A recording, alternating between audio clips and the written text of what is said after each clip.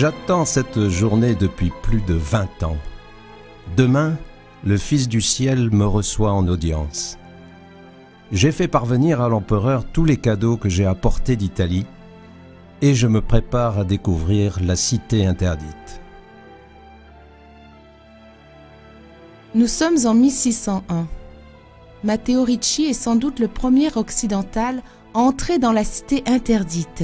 Il y restera 10 ans, jusqu'à sa mort. Mais il ne croisera jamais le regard du dernier empereur Ming.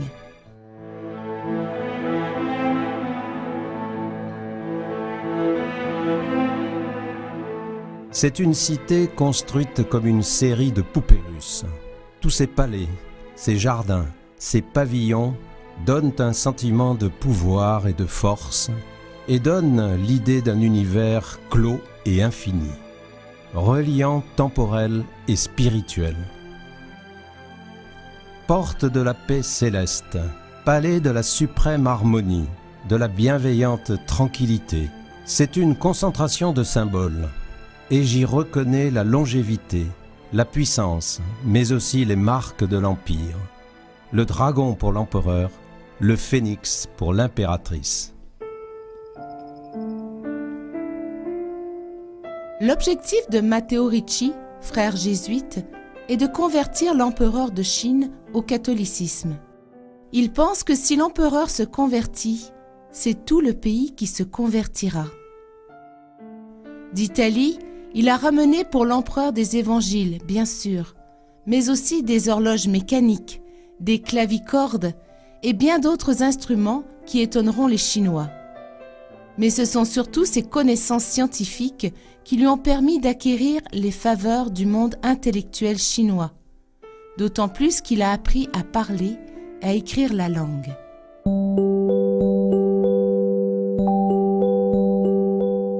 Pour apprendre le chinois, j'ai mémorisé plus de 70 000 caractères.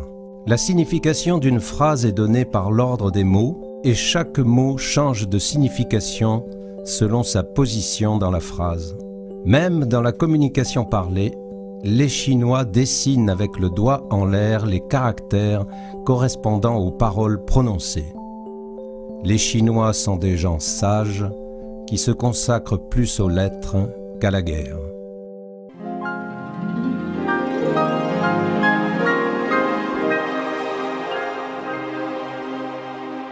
Matteo Ricci, venant d'Italie via les Indes, débarque à Macao en 1583.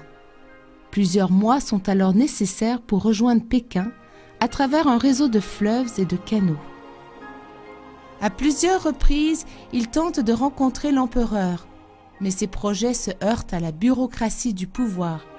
Il doit à chaque fois se replier sur Nankin en attendant des temps et des occasions plus propices.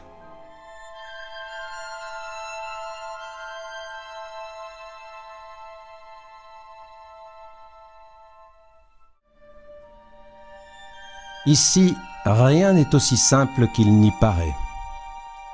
La voie la plus directe n'est pas toujours le meilleur moyen d'atteindre un objectif. Parfois, il faut savoir reculer et ensuite peut-être s'arrêter et attendre.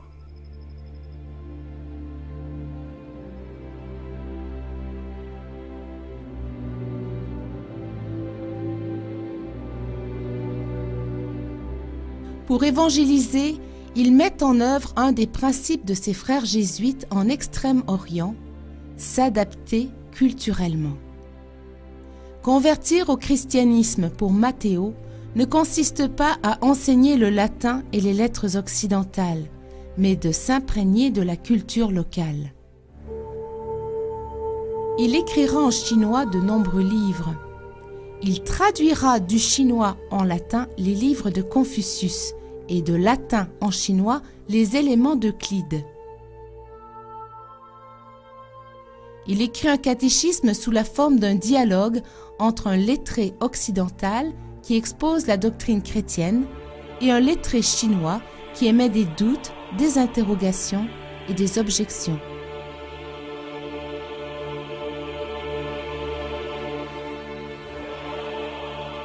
Tous ces livres lui vaudront sinon de nombreuses conversions, au moins un grand respect de la part des lettrés.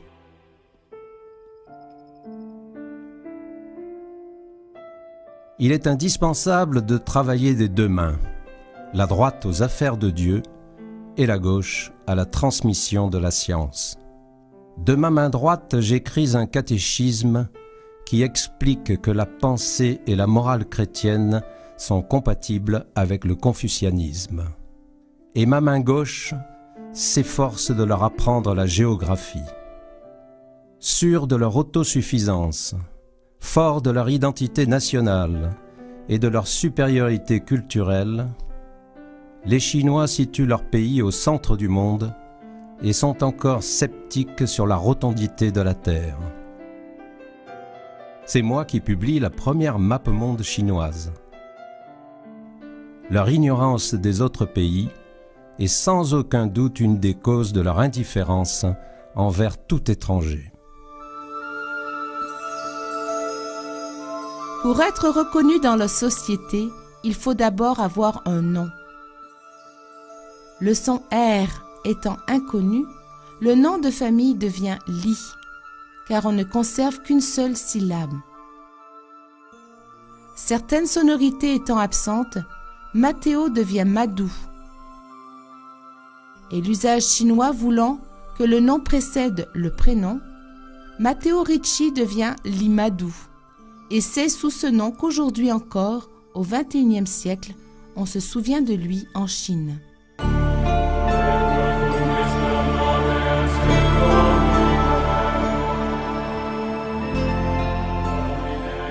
Matteo Ricci meurt à Pékin après plus de 30 années passées en Chine. L'empereur Wanli connaissait bien les prismes, les horloges et les cartes de Limadou. Il s'est éloigné des affaires de l'État, passant l'essentiel de son temps avec ses femmes, ses concubines et ses eunuques. Il ne participait plus aux audiences depuis longtemps. En 1601, ce fut devant un trône vide que Matteo dut s'incliner. C'est par la volonté de ce même empereur qu'il est enterré à Pékin, signe d'une reconnaissance exceptionnelle.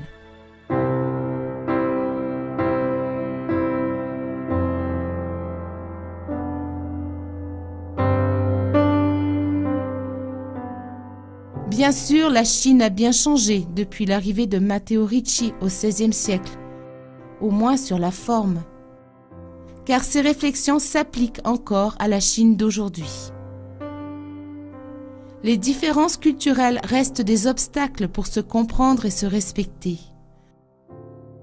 La rencontre avec l'autre n'est possible qu'en s'intéressant à son propre paysage culturel.